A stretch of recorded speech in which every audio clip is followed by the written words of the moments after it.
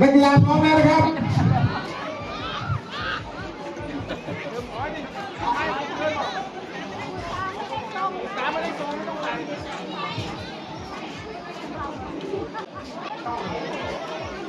แล้วนะครับดูตรงนี้ให้ตรงนะครับเอาฟังอาจารย์นักบินนะครับแล้วก็เดี๋ยวให้โปรเซสกระตุ้นเลยนะเอา1 2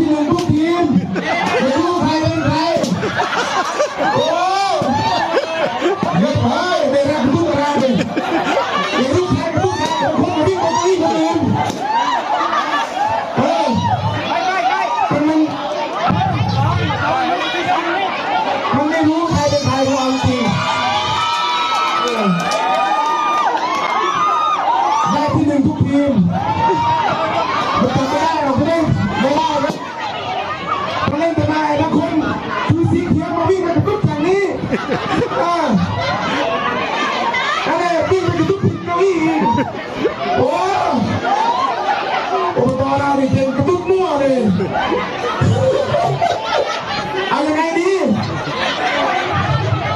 ลูกโป่งเลยไหมพี่ผมตุ๊กตาต่อได้กันหนึ่ง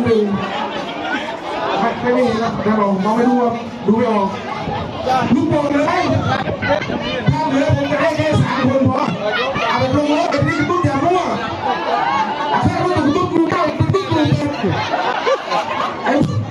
หมู่3เป็นตุ๊กหมู่2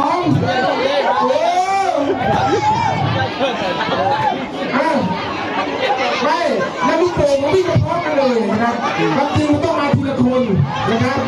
วิ่งมาตุ๊กไป